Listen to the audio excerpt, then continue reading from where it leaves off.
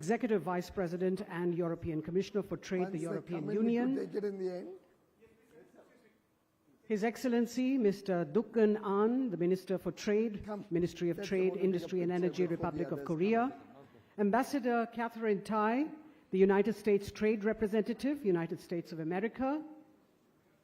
Senator, the Honorable Tim Ayres, Assistant Minister for Trade and Manufacturing, Australia. His Excellency, Mr. Marcio Elias Rosa, the Vice Minister, Ministry of Development, Industry, Commerce and Services from Brazil. And Her Excellency, Ms. Nomalungelo Gina, the Deputy Minister for Trade, Industry and Competition, South America. They will join us as they arrive. I now would like to hand over the session to the Honorable Minister from India, Mr. Piyush Goyal.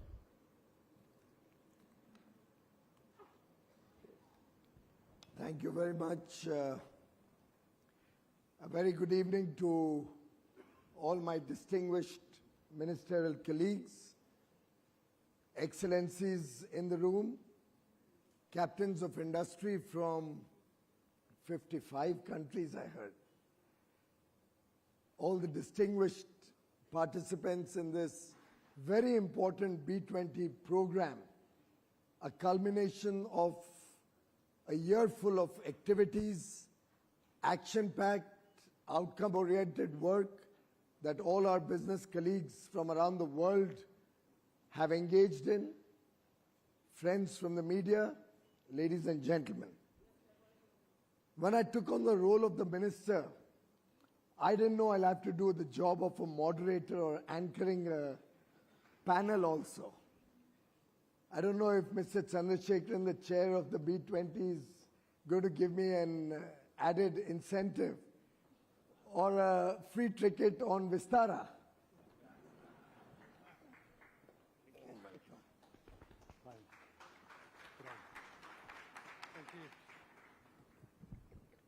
But truly, I feel very redeemed when I see the enthusiasm that the B20 has been able to generate across continents and the very impressive guest list, the very, very high quality of dialogue and discussion that I was appraised about, and the very serious interest in the India story that we see around the world. It's a moment of pride for all of us assembled in the room. We are celebrating not one, not two, not three, which I said in Jaipur, but now 4 successes.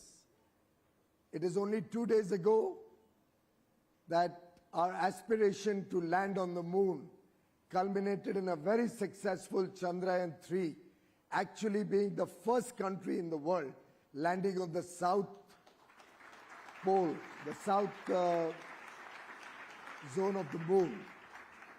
Soon thereafter, we had a young Indian lad become the world chess master.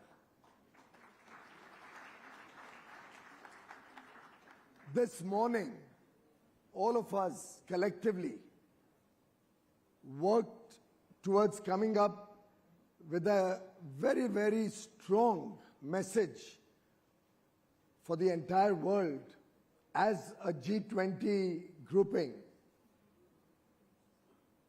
expressing our confidence in the future of business, expressing our vote in support of trade, investment across borders.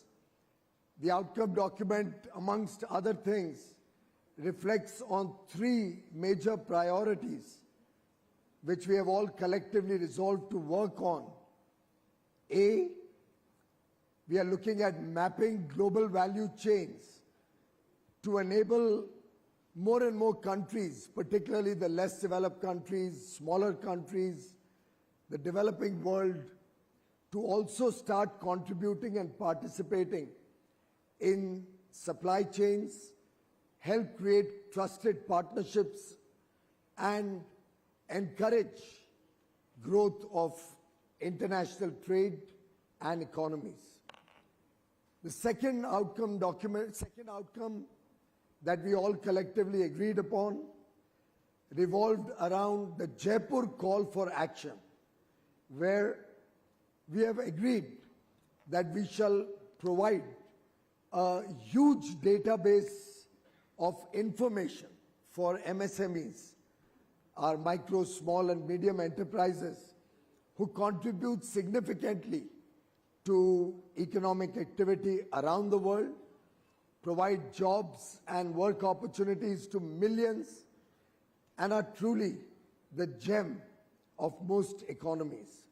We believe the MSMEs, due to sheer inability, due to small size, due to lack of adequate information in public domain, are not able to encash several opportunities and contribute to the extent that we would like them to. We have agreed that we shall strengthen our databases. Warm welcome.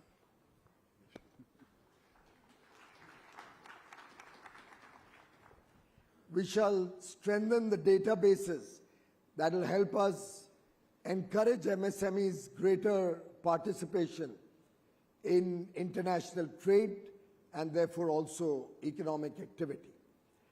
The third major pillar on which our G20 concluded today rested on our collective commitment to promote digitalization and encourage international trade to become paperless. And on these three pillars, we have all collectively resolved to support businesses around the world, to encourage greater economic activity, and ultimately look at a sustainable, inclusive future for 8 billion people around the world, a better world for our young boys and girls to live in, to work in, more job opportunities, and ultimately meeting our sustainable development goals through expansion in trade and business.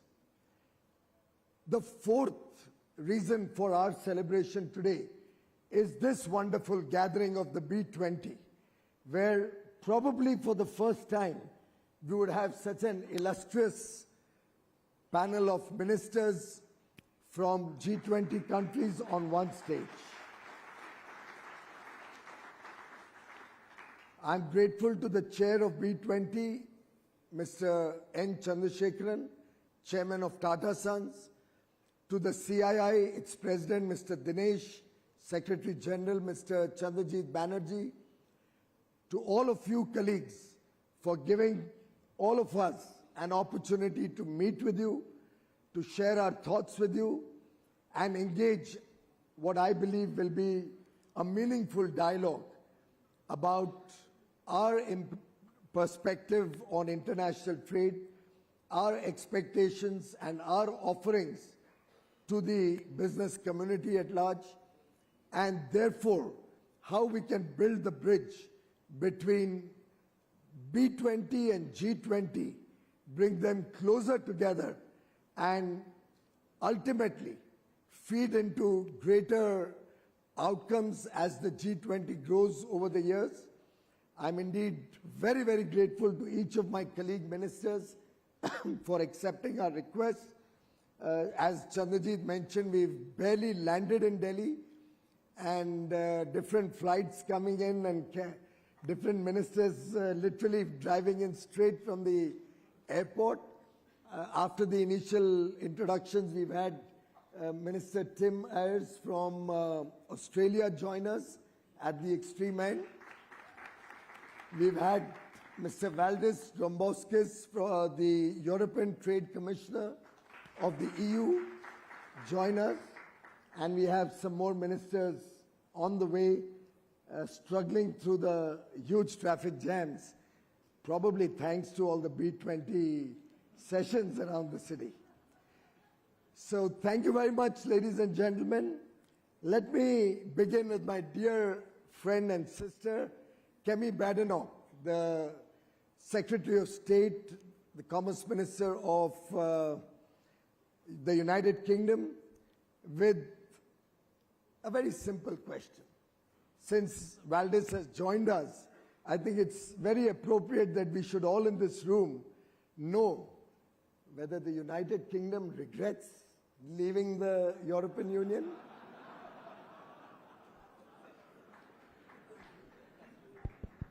So I knew Minister Goyal was going to do this because he likes to be naughty and sets traps and tricks for us trade ministers. But we are all wily and we are aware of his traps. So I knew he was going to ask me this. So the short answer to that question is no. We are not regretful because what we are trying to do is open up our economy more to the rest of the world. That doesn't mean that there is a hostility between the UK and the EU. It means that there is a change in the dynamic. And we are still close to the EU. We have the strongest and closest free trade agreement, the Trade and Continuity Agreement with the EU. My friend Valdis is here. We have frequent meetings. Yes, things have changed, but actually our leaving the EU was about new opportunities. The Indo-Pacific is where the global middle class, is going to be coming from in the years to come. India is a perfect example of what the world is going to be looking like in the future, and we need to make sure that our economy and our country is adapting to that in a way that works for the UK. We're currently negotiating a free trade agreement, which Minister Goyal has promised me is going to be one of a kind, the highest precedent, the most ambitious free trade agreement. So you can see him smiling because he's just on the cusp of delivering this for us. But there is so much potential, and there is so much potential, and I think that we need to focus on what is positive in the world today when there's a backdrop of so much difficult news. We look at what's happening since COVID, the war in Russia, Ukraine, the changes to supply chains. We all need to build in resilience, and the area that does that is trade. Trade is one of the few areas that delivers good news. So many other areas, health, defense, it can be quite tricky, but we are the good news ministers, and the work that we're going to be doing to get more trade around the world, the increase that we've seen with India, for instance. I think our trade has increased by significant amounts just in the last year. I wrote an article in the papers yesterday around that. There's all to play for. So this is a very, very positive time to be working in trade. And I'm pleased about the relationship that the UK has with India, but also with the EU, with Australia, with so many of our partners around the world. And thank you for asking that question, because it's given me an opportunity to share that good news with all of you today. Thank you. A warm welcome to Ambassador Catherine Tai from the United States of America. Are you happy with that answer? Well, you've been too diplomatic. Diplomacy is something I never learned, and that helped me conclude a trade deal with Australia very quickly. But Tim, would you like to give them some tips about how to agree to my requests and quickly wrap up the free trade agreement? I'm very grateful for the opportunity to respond to that. It's a lot easier than the question I thought I might have got, Piyush, so thank you very much.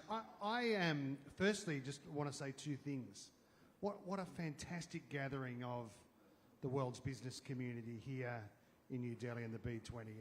It's so good to see you all. And secondly, I just wanted to say, Piyush, on behalf of Australia, that India's hosting of this G20 Trade and Investment Ministers meeting has been absolutely fantastic.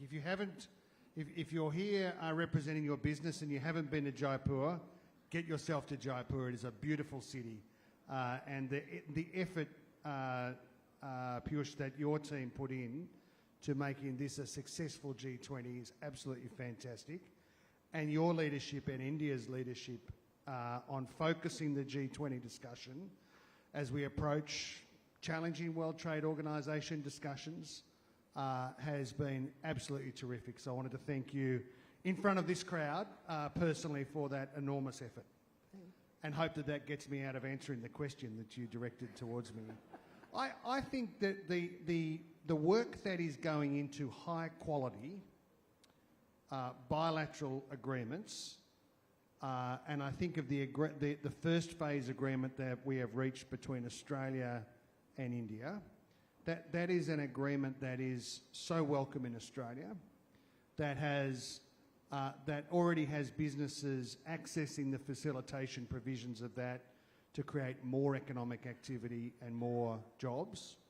It is, we are deep into discussions about the second phase agreement, and I won't be as cheeky as Kemi and ask you to make concessions on the stage, but I am so confident that this is going to be an agreement that is going to help both of our countries in our development, that is going to assist our businesses to engage and to grow, not just in India and Australia, but it is an agreement that will be good for our region, the region that we share, the Indo-Pacific, and it will be an opportunity for us to work together on some of the big challenges of the age: climate and energy, critical minerals, getting our supply chains right and resilient, and lifting the living standards of our peoples in our region.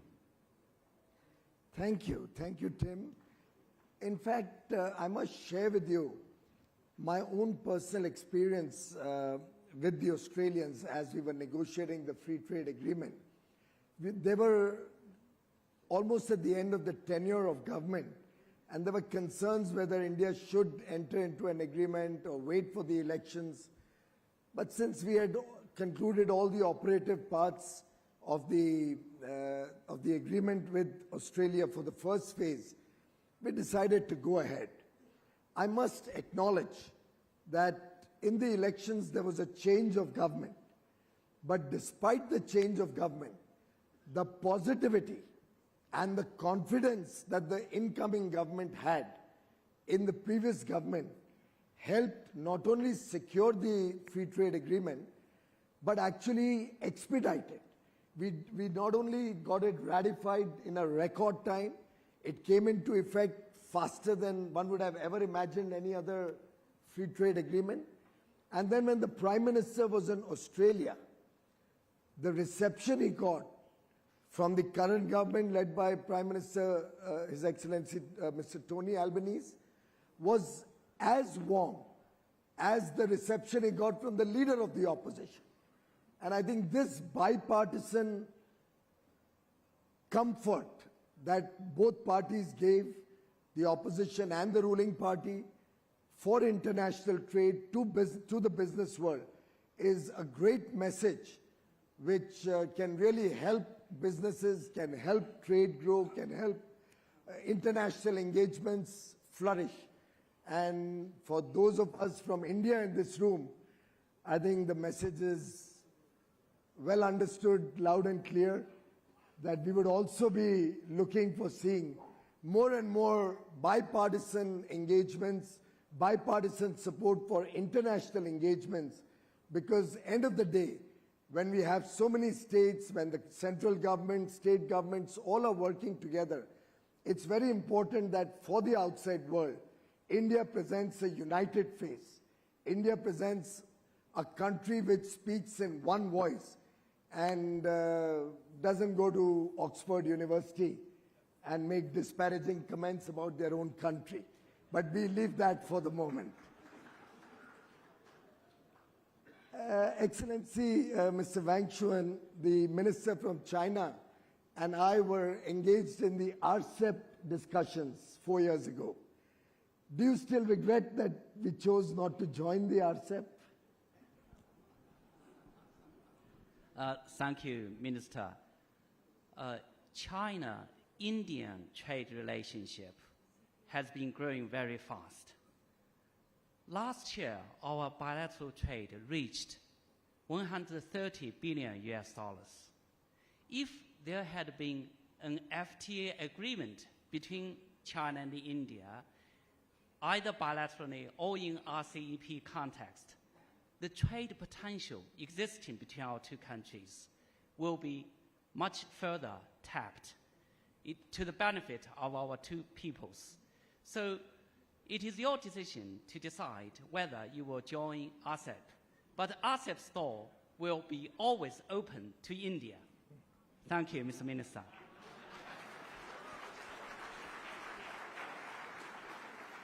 Minister Showen, the concern is, Wang, the concern is slightly different. We are already concerned that the bilateral trade, even though $130 billion is largely skewed in favor of China, the Indian industry feels that if we had entered into this agreement with the RCEP, this trade would have certainly increased, but it would only have increased the trade deficit further, because we just can't seem to understand the kind of pricing, the kind of cost at which you are supplying goods. It's a matter that I think all the ministers would like to know, how you can supply goods at less than the raw material cost. Minister Goyal, I would like to congratulate you to be a very successful trade minister for India, because even though you are not able to balance your trade with each and every of your trading partner, you have been very successful in maintaining a global trade balance overall for the country. So it is natural that you will have trade deficits with countries like China, but you will also have trade surpluses with other countries. It is very good that you are able to maintain your trade balance globally.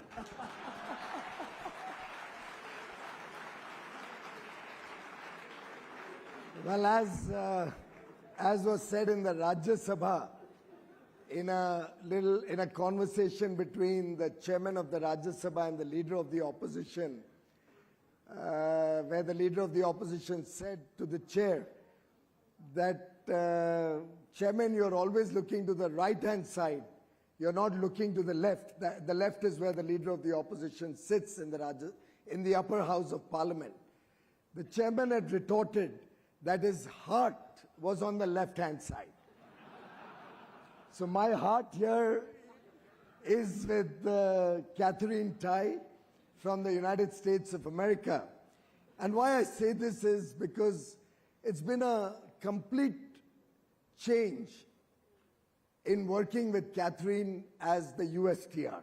She is the third USTR I've had the occasion to work with, but truly a phenomenal person, a phenomenal captain of trade and commerce for the United States of America, and her personal leadership and role that she and Valdez played at the World Trade Organization Ministerial in Geneva last year, MC12, was absolutely outstanding. And a big round of applause for Catherine for helping steer the MC12 last time around. Catherine, are you as optimistic for the MC13 in Abu Dhabi next year? Piyush, in our line of work, we are always optimistic. So yes. And I must say, she's also been instrumental in creating history for the World Trade Organization. And I say this because the United States and India were traditionally known to be having a lot of trade disputes. We had 7 trade disputes at the World Trade Organization. Under her leadership, our officials, governments, and the support that we got from President Biden and Prime Minister Modi, Catherine and I were able to resolve 6 out of those 7 disputes bilaterally without going to court. And I think that's a first for the World Trade Organization, and possibly a template, as the DG of WTO mentioned. Catherine, do you see that as something more countries should adopt, working bilaterally to resolve such differences? Look, I think in terms of trade disputes, trade frictions, trade disagreements, they happen all the time. And on this, Piyush, I wanted to take a step back and look at the G20 presidency of India and your theme for G20, which I really think, I've been thinking about it on all the way from Jaipur to here today. It's one planet, one family, one future. And it emphasizes that we are all a part of a whole. That family emphasis, I think, is really critical. So in all of our families, inevitably, there are going to be disagreements and tensions. When it comes to dispute settlement, the critical moment in every disagreement is that point at which there is a political alignment of wills to resolve the issue as much as possible. And I think that what we've done together is to demonstrate that commitment and that alignment of political will. So I think that that is always possible, and in fact, that is the whole point of a dispute settlement system, is to get the parties to the point where they will commit to each other to try to resolve the issue. And what we've done, I agree, is a really template-breaking pattern of partnership between the United States and India.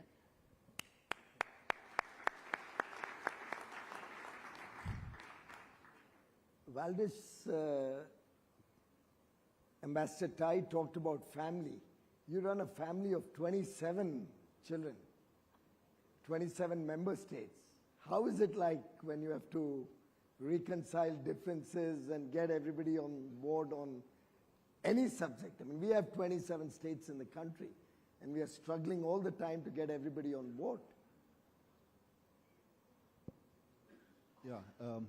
Thank you, Piyush, honorable business leaders. Well, first of all, I would like to join the colleagues who are congratulating you on a very successful G20 trade ministerial. Indeed, a great success, and was a great pleasure to be in Jaipur for this occasion, and also for having back-to-back as a B20 meeting, because indeed it's important that the world, the voice of the business is heard in global trade.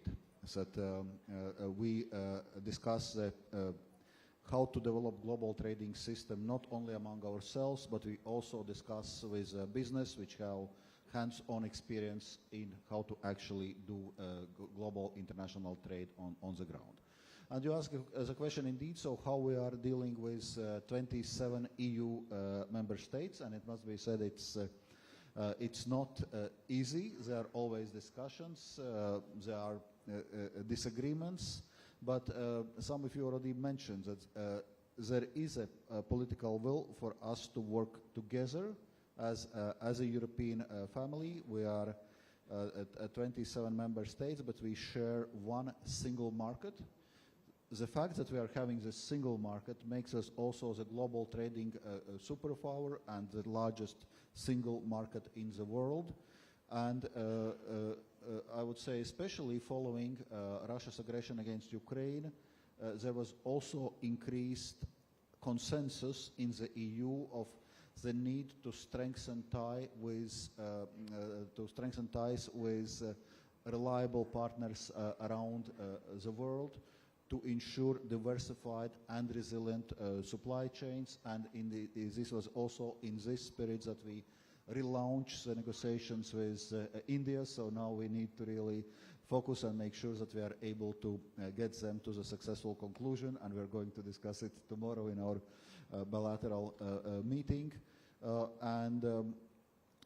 is in this difficult geopolitical context, understanding that democracies in the world, the partners which want to work together for global peace and prosperity, need to join forces and to deal with a complex geopolitical complexity of geopolitical situation in current times. Thank you. Thank you very much, Valdis. And maybe our states could take a lesson or two from the wonderful work that the EU has been able to do to bring everybody together. Ms. Mary Ng, the Honorable Minister from Canada.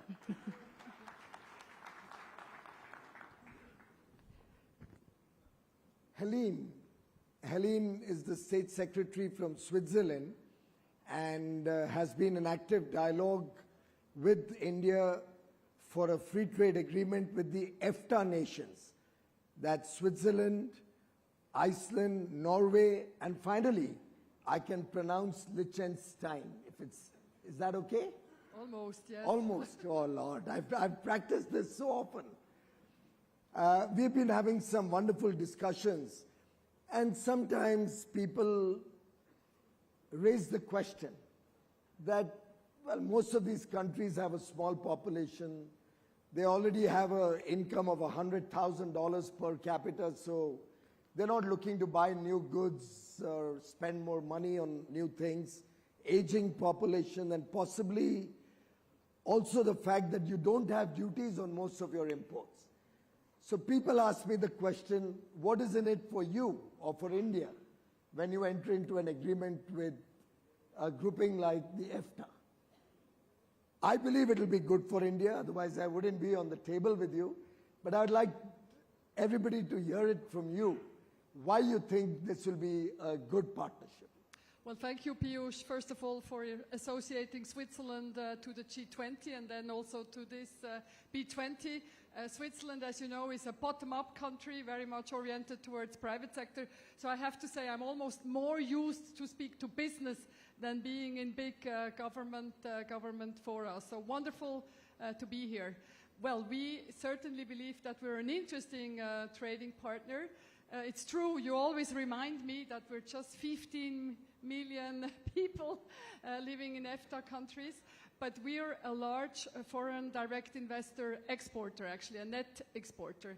And I think that is what is probably most interesting about us. We're also good consumers because of our GDPs and so on and so on. But I think the interest for India would be the fact that we export FDI. And as I tried to explain to your minister, we export smart FDI because Switzerland is known to be a very innovative country. We're often ranked as the most innovative country. We're known for quality products, you know, all sorts of versatile, for example, instruments and so on, so high precision tools and so on and so on. So we believe that we could really help assist India in what you're trying to become, that premier manufacturing and service place of the world. So smart FDI, it's not just money, it's smart FDI. We also have a dual vocational educational tradition in Switzerland. So Swiss companies, when they export, they do not bring Swiss staff with them. They are here to train and really empower Indian people, give them quality jobs. I think this is the value proposition from Switzerland. Wonderful. In fact, one other proposition that I think the Swiss and their partner countries bring to the table, which is of great interest to India, is innovation. The fact that you are very strong on research and development, particularly in the pharma sector.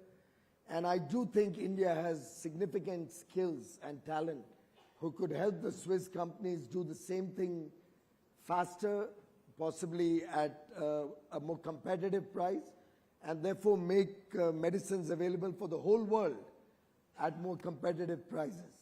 So we would look forward to more innovation partnership with your companies. So, as I told you, it's apparently difficult to pitch EFTA to Indians, but pitching India to Switzerland is very easy. Of course, everybody sees the opportunities, and this is my 4th visit this year. I think that shows that we're highly interested, and we're hopefully racing to the finishing line, Piyush. I'm counting on excellent offers from your side. Minister Dr. Hassan, from Indonesia. Are you relieved that you no more are the chair of the G20 once you gave up last year? Did you heave a sigh of relief? Did you celebrate, maybe free from the tensions of G20? I'm asking because I want to know how I should feel after today.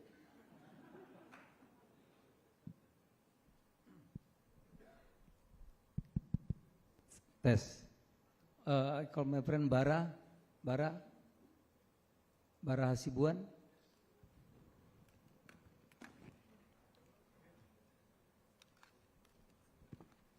allow me to speak in bahasa and Bara has Sure. can translate.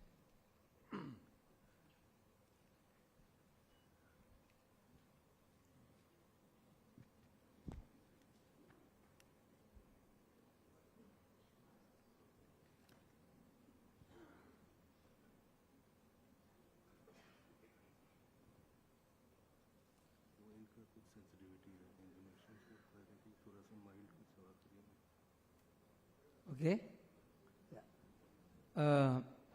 Mr. Pius, saya sungguh bahagia dan mengucapkan selamat atas segala prestasi yang dicapai oleh negara Anda, India.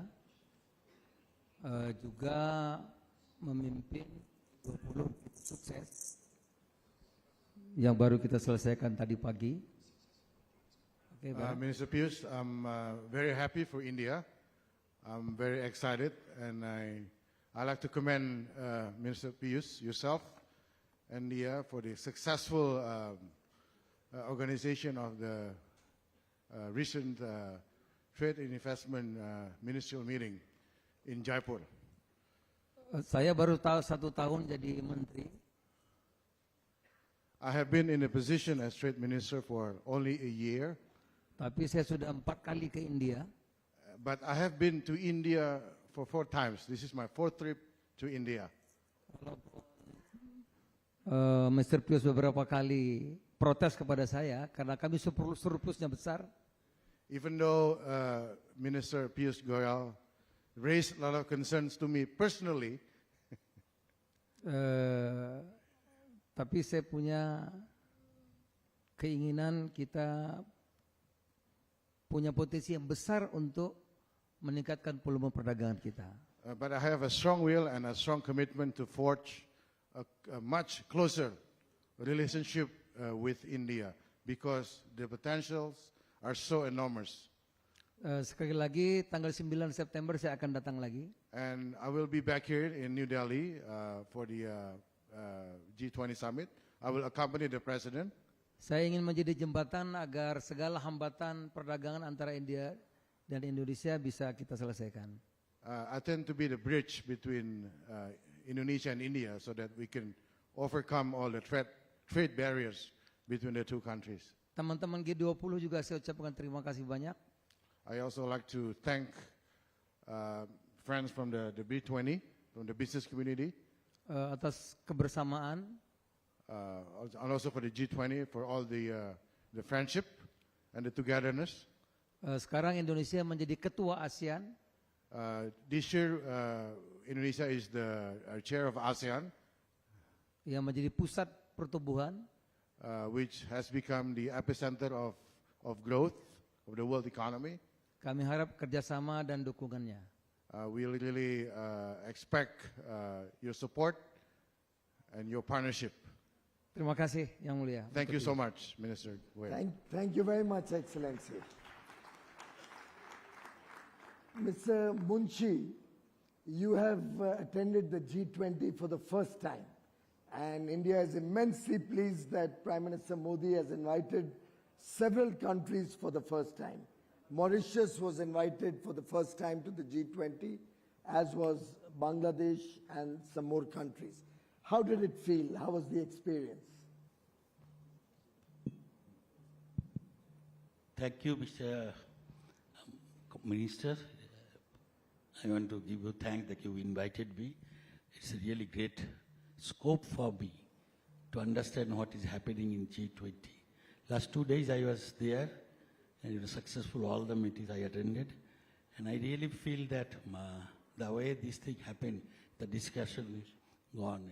It will help in future, and this business will grow, I think so. And so all the discussion, the paperless transaction, and all these things happen, it will really help us. And we are, we in 2026, we will be graduating from we'll be coming to middle income country. So we are very much interested to see how it works. So thank you very much for asking me. I am really happy, and it was a wonderful event you made, and successfully you done it. Thank you. Thank you. I think the idea that Prime Minister Modi has tried to articulate is that the voice of the global South, which is more inclusive, which is talking about the less developed countries and the emerging markets, should also have a greater say in decision making in high policy making bodies. And I think it's been a great strength for all of us in the G20 to have Egypt, to have Mauritius, to have Nigeria, all of these countries also represented as a part of the G20 deliberations. Probably the highest number of members who were invited to any G20 so far in this current year. Incidentally, Minister Dr. Hassan has a flight to catch, so he will be taking leave from us a little early. But thank you very much, Dr. Hassan. Your team is panicking a little bit, though I can assure you, you'll catch your flight even if you stay a little longer. Minister An, we have had a trade agreement with you for many years in India. Korea has benefited significantly from investments coming into India. I'm sure we'll have a lot of participants in this room and beyond who would either be using a Hyundai car or a Kia vehicle. We'll have many people here using Daikin air conditioners. How do you feel about the free trade agreement with India, and where do you see the next steps? Well, actually, this is the 50th year of our the relationship between Korea and India, and the FTA, of course, provided a huge momentum to deepen our relationship. But as you are well aware, nowadays we are facing numerous new challenges. So not just simply reducing tariffs and expecting more shipment between the country. Actually, we want to build industry ecosystem in the green renewable energy sector, the semiconductor area, EV, and even the aerodynamics, the sector, bio, and many things we discussed yesterday. So we have many the new challenge in the coming months and years, and I'm pretty sure that our effort to upgrade our relationship will give another very important momentum for our industry sector to work together and build industry ecosystem together and aim for a better future for our next generation. Thank you. In fact, we've been joined by Mary Ng this morning for the G20. And I must say, I'm truly grateful to Mary for taking the time, because she was in Indonesia last week. She flew back to Canada for a cabinet meeting. She's flown almost 20 hours to be in Jaipur at 6 o'clock this morning, changing, I think, 2 or 3 flights. And at our request, she's been kind enough to immediately fly back as soon as the G20 meetings got over and join us on this session. A big round of applause for Mary and her effort.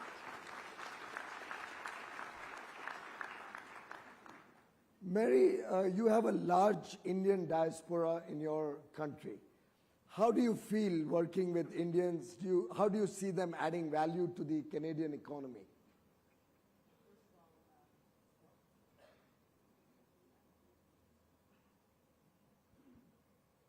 Give her this.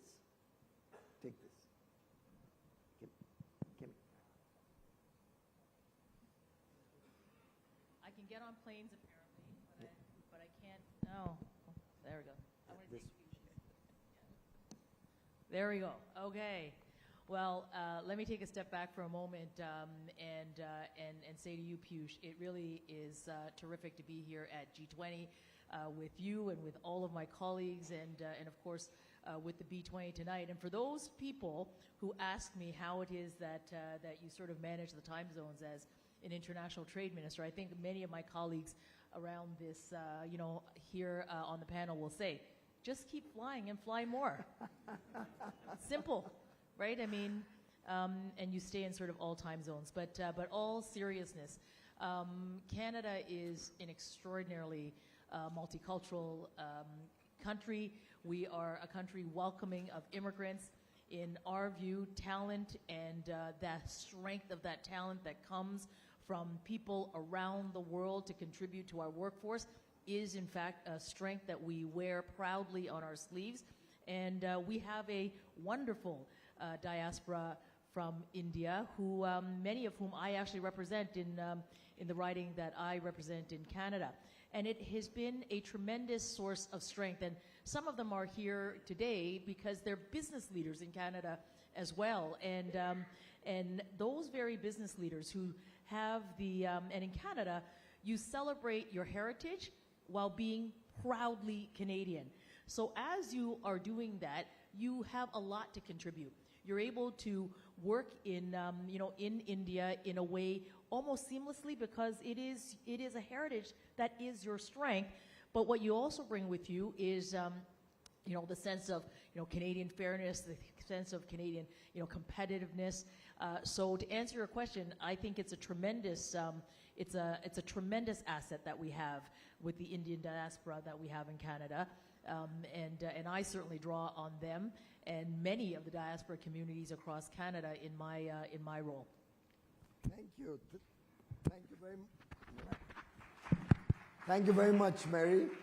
In fact, the UK has a very large Indian population also. And, well, our High Commission wasn't feeling very safe.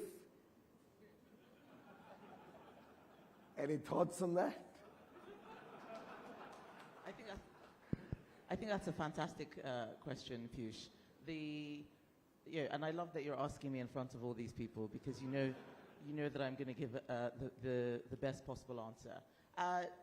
In any country, no matter how much of a global superpower you are, there will always be problems. And in the UK, one of the most interesting things, and I say this as someone who is also an immigrant to the country, is that quite a lot of the time, people don't integrate the way we want them to, and they bring problems and the same negative attitudes and the same issues from wherever they're, all over the world, wherever they come from, and bring it to the UK. And one of the things that we try and do, similar to what Mary said, is remind people that you're in a new country and you should imbibe the values of that country. And I personally thought that what happened, and I speak on behalf of the UK government, not just personally, what happened at the Indian High Commission was a disgrace. We should never have anybody attacked in this way, let alone representatives of another country. And we do all we can to make sure that when people come to the UK, they feel safe and secure. And if the question that people are asking is, do members of other communities, other countries feel safe and secure in the UK? I think the answer that I can give that is most evident is that you look at our government, you look at our cabinet, you look at me, you look at our foreign secretary, you look at the prime minister. We are race agnostic. We're a multiracial society. The prime minister himself is someone who historically has Indian ancestry. So irrespective of those things that happen on ground, I think what we can reassure not just Indian diplomats or Indian government officials, but also business, is that you are safe in the UK. We welcome you. We will always look after you. And the friendship that we have with your country is one that has lasted many hundreds of years. We have a shared language, many shared values, the oldest democracy in the world, as well as the largest one. There is much to celebrate. And what we will not do is allow those negative incidents spoil the great story which our two countries can tell. Oh, thank you very much. I'm glad you said that. And I can only endorse it because my own daughter loves being in the United Kingdom. She studied there, she's worked there. Of course, she's moved to the left from the right to pursue her studies now. But truly a great city, the city of London, and a great country. And I don't think anybody in India has any doubts about the fair treatment that all of us get when we are in the United Kingdom. and the diversity is truly been celebrated with a person of foreign origin, though now, of course, a British citizen. Being elected as the Prime Minister was truly reflective of your openness and much commended. Dr. Thani, right, thank you, Dr. Hassan.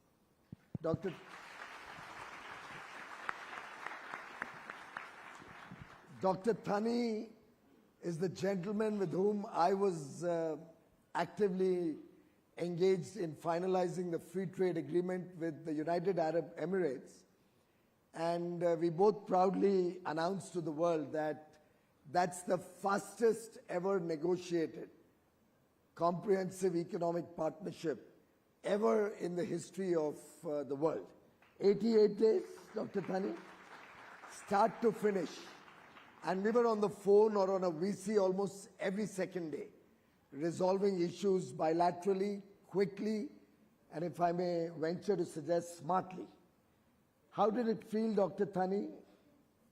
Well, thank you. First of all, thank you, Piyush, for the invitation, and it's really a pleasure to be among this distinguished community. We're really proud of what we have achieved, and everyone is jealous on the numbers that we beat it. Wherever we go, and they say, how did you manage to do a deal with Piyush? He's so tough. So, and I keep getting the same question wherever we go. But the beauty about the UAE-India Summit that we looked at the bigger picture. We looked at our people, how we're going to bring an added value for both nations, and how we're not going to let the small things stop the bigger picture.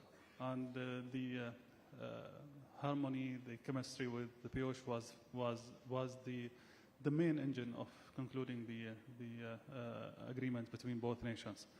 One critical factor here is that the transparency and the trust, as well as the loyalty between both of us and between both nations, were the key drivers of the conclusion of the agreements. So whenever there is something, we put it on the table immediately, that this is a red line, or this is something which we can negotiate and even accept from both sides. And that was the spirit of the negotiation. I really hope that is going to be reflected in MC13 and in most of the other agreements that we're doing wherever we go. The result so far is excellent. After a year of the agreement, there was a growth. We achieved almost half of our targets of non-oil trade of achieving $100 billion by 2030. We're almost there. We're almost half of our way. We exceeded 50 billion for the first 1 year. And I'm sure now we're going to take this forward quickly to achieve our numbers. Thank you, Dr. Thani. And if I may add on a personal note, there were two other elements which helped. A, the confidence that the leaders of the United Arab Emirates and India had in this partnership, in this relationship. I think that confidence was infectious. It helped us take certain bold decisions. And the other aspect was the fact that business persons and the people of the two countries supported this initiative. And I think when stakeholders come on board, when stakeholders are willing to give and take and understand that a free trade agreement is not about opening the other market for access for your goods, but closing your markets for the other's goods, that doesn't work. We have to look at win-win solutions, we have to be more open, and we have to be more confident in our abilities. And I think it is that trust that you rightly pointed out. And maybe we should appoint you as our ambassador to the United Kingdom, to the European Union, to the EFTA Union, to Canada, to the GCC, to Israel. I don't know, I'm running out of names. Peru. There's so many engagements going on simultaneously.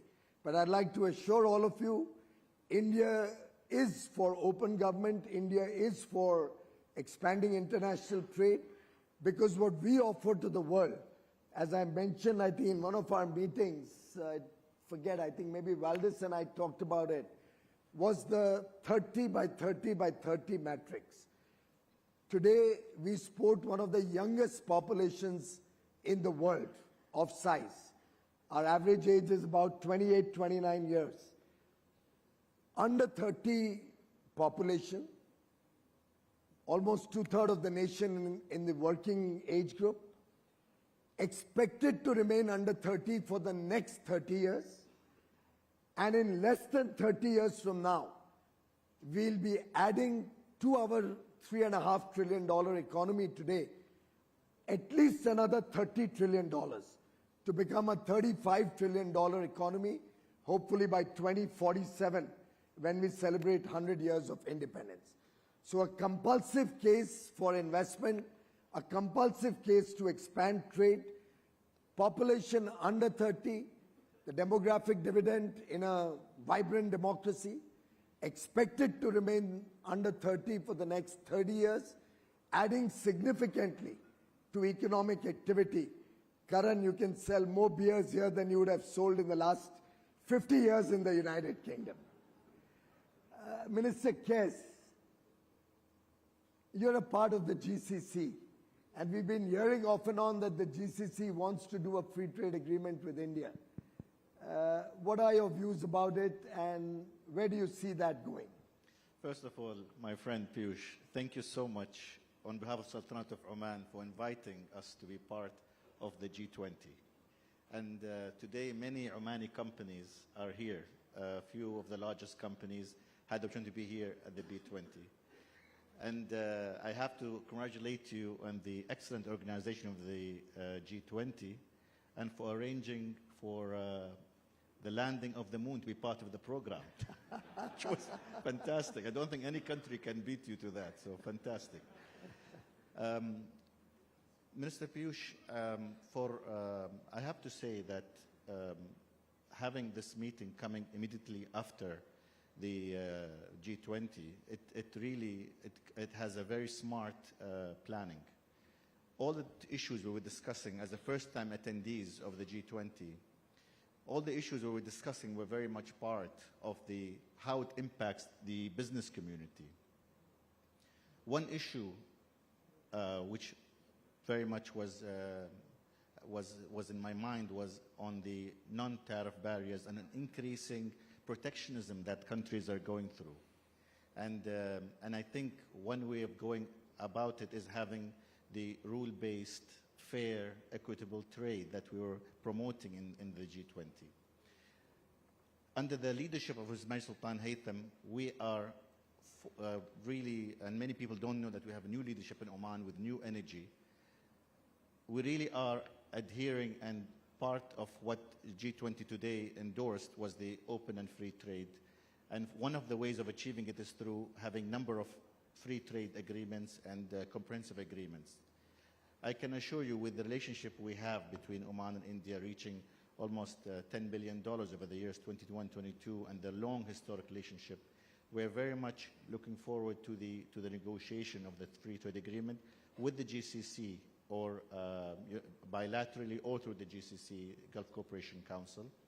And in the meetings, we have a meeting next week, or within 2 weeks at Muscat, and it's on our agenda to see how we can look at it and expedite this. So thank you once again.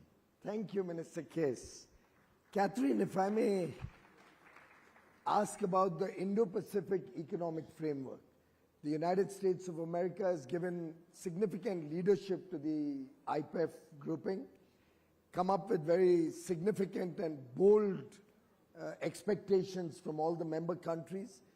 And the general feeling is that that will become a new template of international multilateral engagement.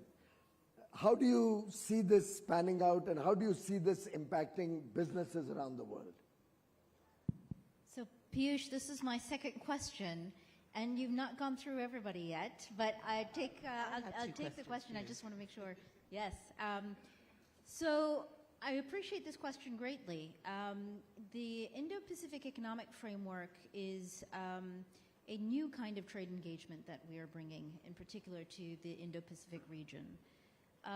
It's largely a reflection of the fact that there's so many things changing in the global economy around us at the same time.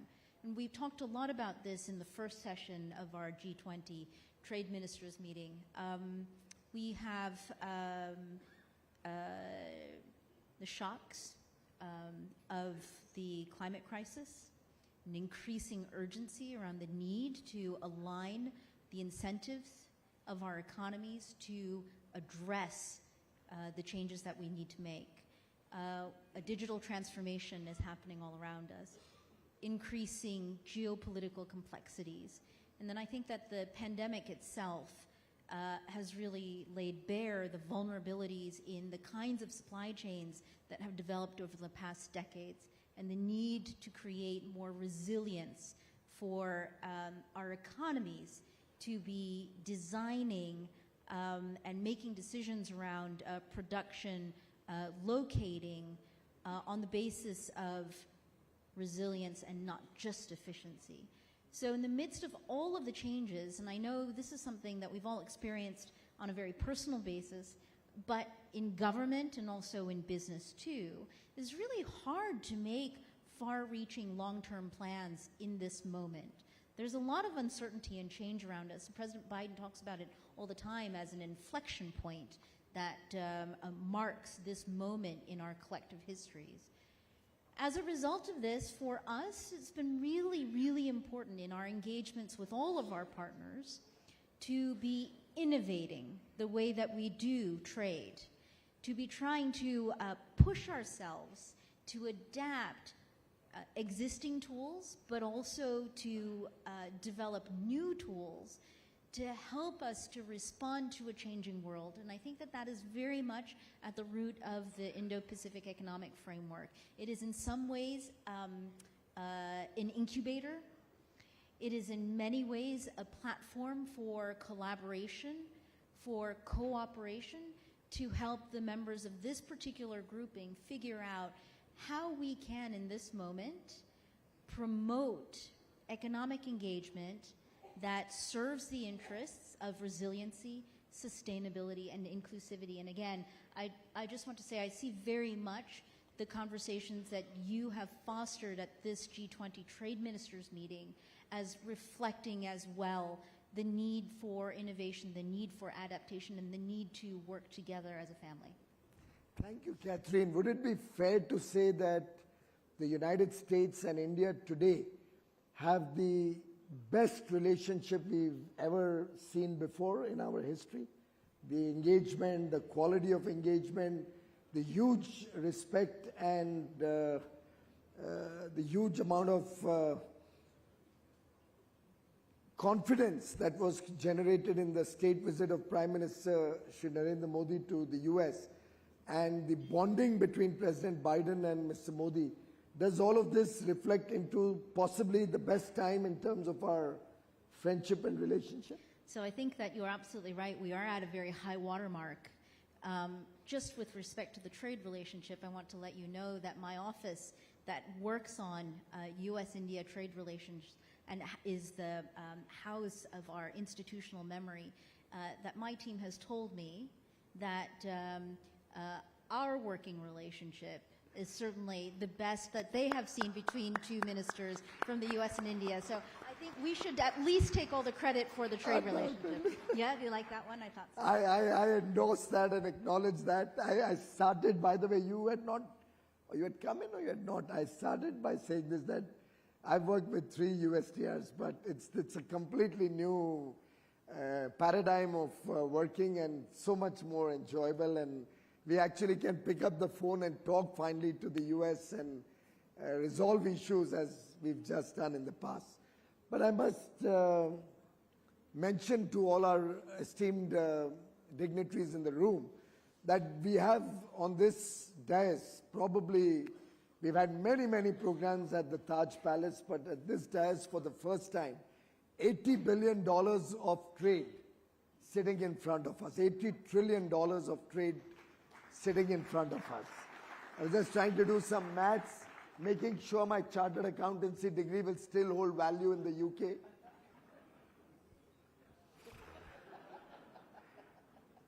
But this 80 trillion now is looking out to grow much faster, much better.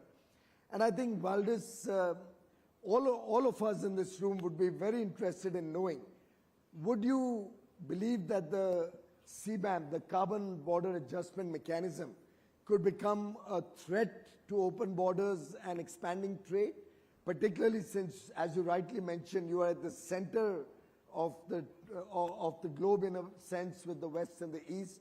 You're one of the world's largest trading partner for most of us in this room. How do you see CBAM playing out?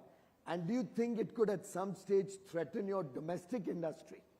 Because you'll find that if everybody in the world doesn't follow suit, your domestic production becomes costlier.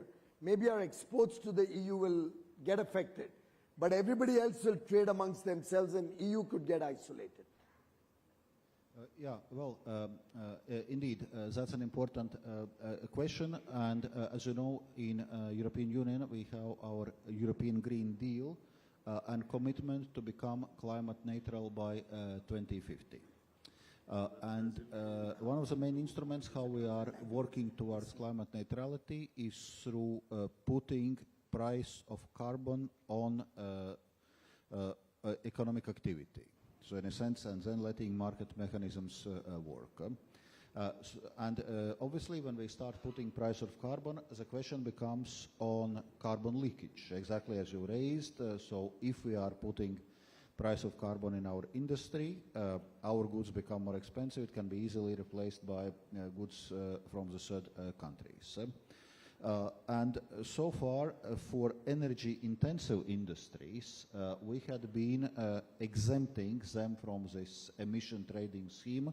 So we were not putting price of carbon or price of emissions for industries like steel, aluminium, cement, fertilizers, electricity.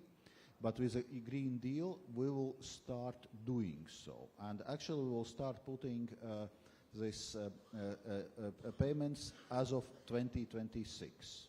So we need to deal with the carbon leakage by other means, and so what we are doing, we are putting the same price of carbon than what we are putting on domestic producers, also on importers. So payments would start as of 2026, and any price of carbon which is there in other countries would be deducted. So, when we were designing this measure, obviously we were paying lots of attention to make sure that it's WTO compatible. And for WTO compatibility, the key word is non-discrimination. So we are not discriminating, we are putting the same price of carbon, which we put domestically, we put it also for imported goods. So from that point of view, it's actually relatively close to the logic of consumption taxation, which is there in many countries and which is not seen as discriminatory or trade distortive. And that's exactly the way how we are designing the CBAM. We know that different countries are choosing different ways of dealing with climate change commitments and the ways to achieve those commitments. And obviously, we will need to discuss those topics also in different fora, including in G20, in other fora, how at the end of the day we work together, as you exactly put, as one family for one future, ensuring that the future of our planet is sustainable. Thank you. Absolutely, and I think all of us in this room in business recognize that we'll all have to be responsible global citizens. We all believe that it is our collective responsibility to save the planet. And in a way, as the father of the nation, Mahatma Gandhi, had mentioned, we are all trustees who have inherited this earth as trustees for the next generation. And we owe it to the next generation that we leave behind a better world than the one we inherited. And I think in that spirit, we are all very, very committed to working towards addressing this challenge. Many countries around the world are facing the detrimental effects of climate change. You have made a beginning, but I think this still has to play out. There could be concerns around the world. You really need to take the message across the world. Also recognize the differing levels of pollution that different countries are responsible for. The fact that many of us, for example, in India feel that we were not responsible for this problem. We support 17% of the world's population, but have barely contributed 2.25% of the carbon up there. So I think we will have to engage amongst ourselves also, and possibly that'll lead me to my last question, and I left it for the last because I wanted Brazil to get an opportunity to share with us how they plan to take the G20 forward. And this morning you mentioned sustainability is going to be at the core of your G20 presidency. So we would love to hear from you where we see, she's going to translate, where we see the G20 presidency take forward the sustainability story and bring the world together on a common platform, yet a fair and equitable platform. Okay. He's going to talk in Portuguese, but I will speak Tatiana. Tatiana, please. Sustentabilidade será o fator decisivo para o futuro. A garantia de qualidade de vida das presentes gerações e a certeza de qualidade de vida para as futuras gerações. So sustainability will be the decisive factor for the future, for the quality of life of current and future generations. A energia que moverá o mundo será a responsabilidade ambiental e social. The energy to move the world will be the responsibility in terms of environmental and social aspects. A transição energética que devemos fazer é aquela que combina a manutenção e o aproveitamento exclusivamente de fontes renováveis. The energetic transition that we need to pursue is the one that combines, que combina? Aproveitamento e a manutenção de recursos ambientais.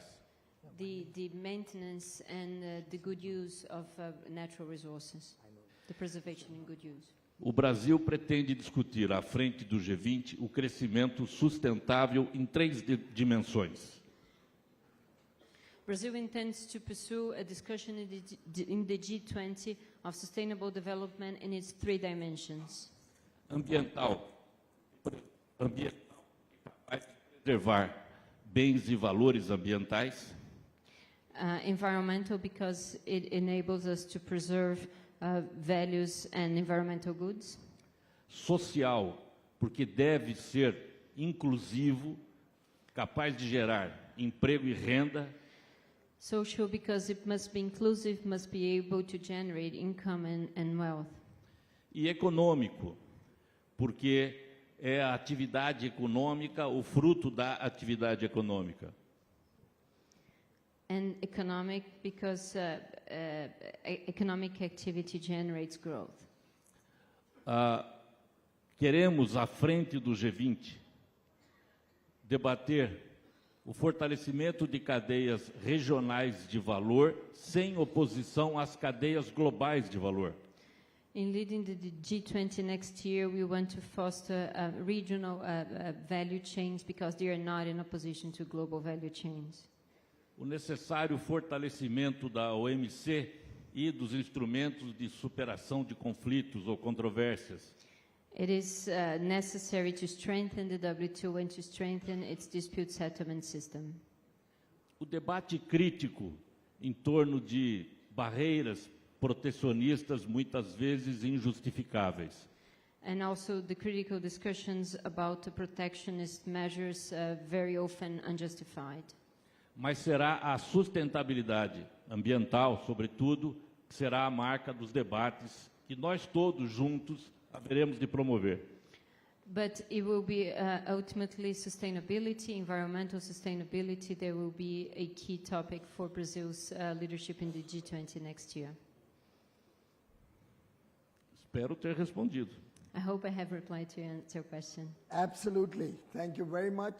Friends, we also have the minister from South Africa.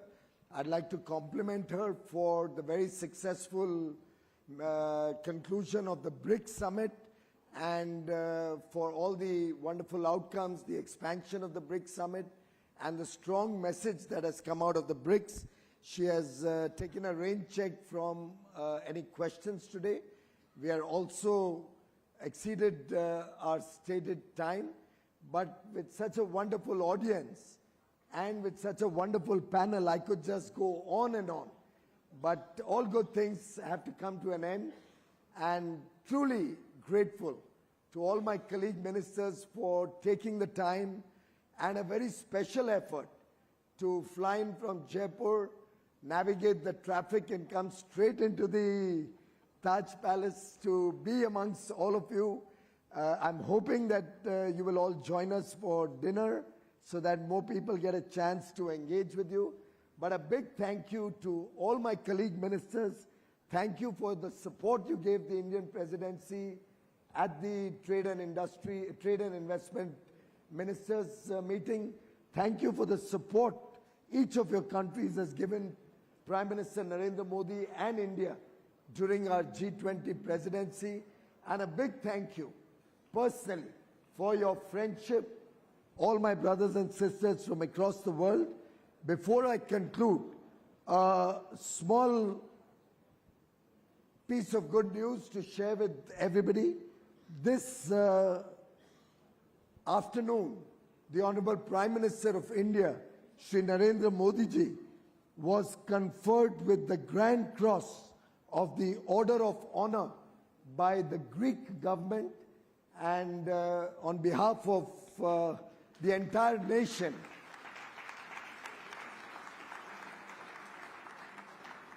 on behalf of 140 crore Indians, 1.4 billion Indians, we would like to acknowledge the award. We'd like to recognize Greece for having awarded 1.4 billion people's efforts to make the world a better place to live in. Prime Minister Modi has received nearly 20 awards during his tenure as Prime Minister, 15 of them from different governments across the world, 5 of them from prestigious international organizations, but each one of them he has dedicated to the 1.4 billion Indians. Ladies and gentlemen, a big round of applause for Prime Minister Narendra Modi. And a big round of applause for all my colleague ministers, for all of you for being such a wonderful audience.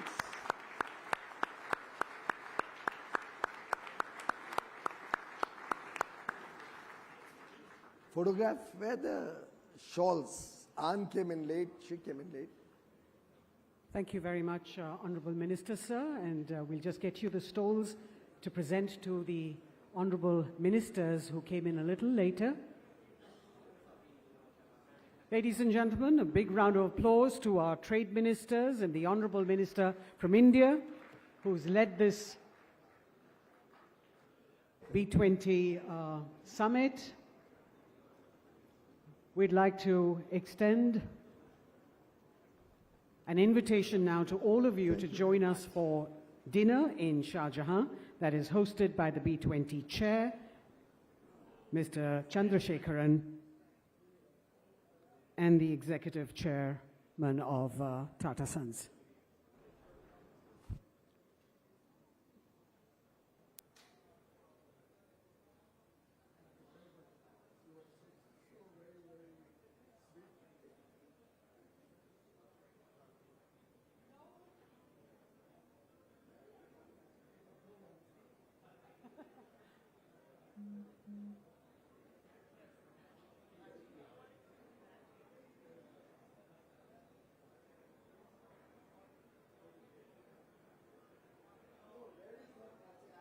Textile.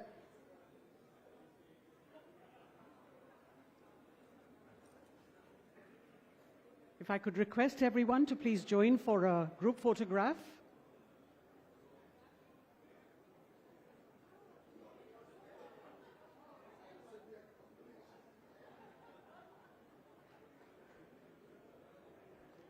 Please gather together for a group photograph.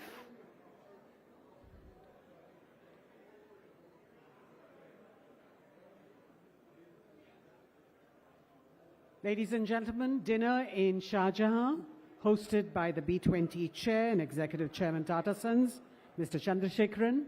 Please join us there. A reminder to please leave the headsets on your chairs to be collected by us. We will begin tomorrow at 10:30. As you take leave from here, may I also remind you that we've got the PM Gati Shakti exhibition organized by the Ministry of Commerce and Industry on the lawns.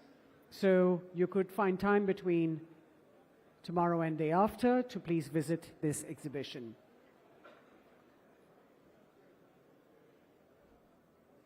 Thank you very much. Thank you, Minister.